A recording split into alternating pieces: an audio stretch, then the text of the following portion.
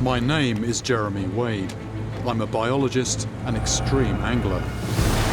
I've battled with the most dangerous freshwater fish on Earth. But for me, the most frightening monsters are the ones that lurk unseen, then drag unsuspecting victims down to their deaths. I've heard of one river where the death toll is devastatingly high. The Zambezi charges through the heart of southern Africa. Every year, people fall victim to its untamed waters. But along one stretch of the river, where it forms the border between Zambia and Zimbabwe, there have been deaths that can't be explained away.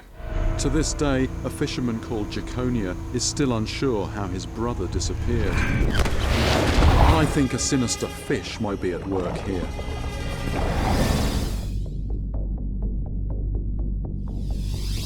And if it can survive these relentlessly churning waters, then it has to be a seriously powerful beast.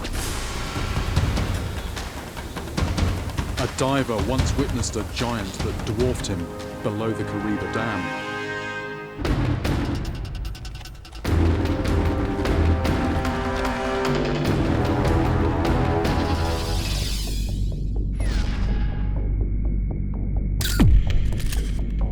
I'm casting into a pool 500 feet wide and said to be 300 feet deep.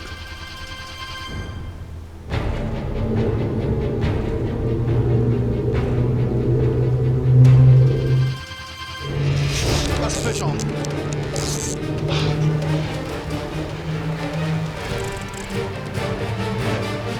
Let me get another line. I'm going to run along the bank there. That's a vundu. What a fish and what a place to catch it in. How big one of these would be capable of taking a baby? This has to be some of the most dramatic scenery I've ever fished in. This is horrendously deep. It's only just touched the bottom. The lime is just sinking, sinking, sinking, sinking. If you believe the deeper the water, the bigger the fish, then I'm in line for something pretty huge.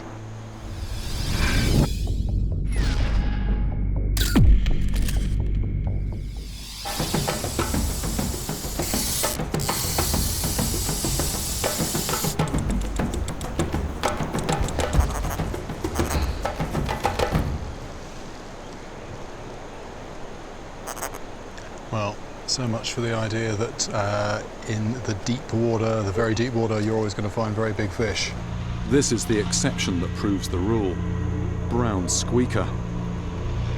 It's a small catfish that makes sounds by moving its spiny fins. There are no second chances for me with these waters. I need to get my strategy right first time. If I fall in the river, which I don't want to do, but it is a possibility. At least we got an eddy here, we got a slack. There's some possible places to land fish here. At least I've thought about it. The last thing you want is to have a fish on, you get it in close, and then what do? How do I land it? And you end up doing something potentially dangerous.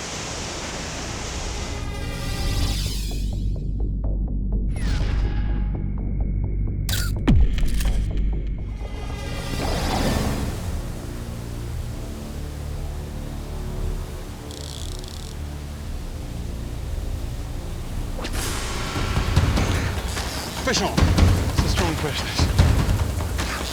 I'm not just fighting the fish, but the power of the rapids too. Oh, I think it's off. Oh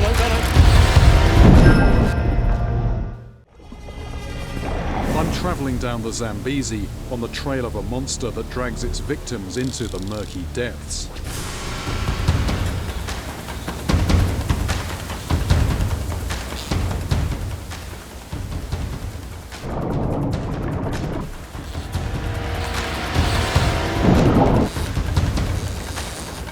I've got to get it into calmer water, or I might lose it.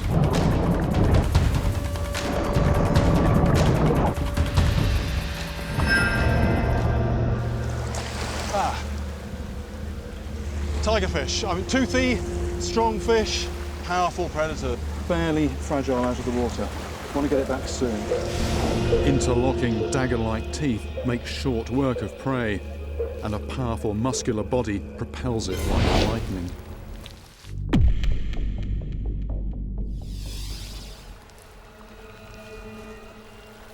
If a fish is responsible for unexplained drownings here, then it would have to be both strong enough to survive the rapids and big enough to pull in a man. Brown squeaker.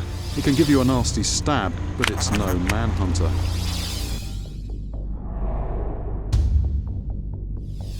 The Zambezi's tigerfish has the razor-sharp weaponry of a killer, but does it fit Jaconia's description of an invisible executioner capable of killing his brother?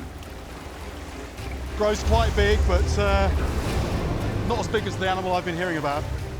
But it just goes to show that you do get fish living in some really crazy water. The vundu is the largest freshwater fish in southern Africa. It would be capable of pulling an unwary fisherman if that fisherman had the line wrapped around his toe or ankle.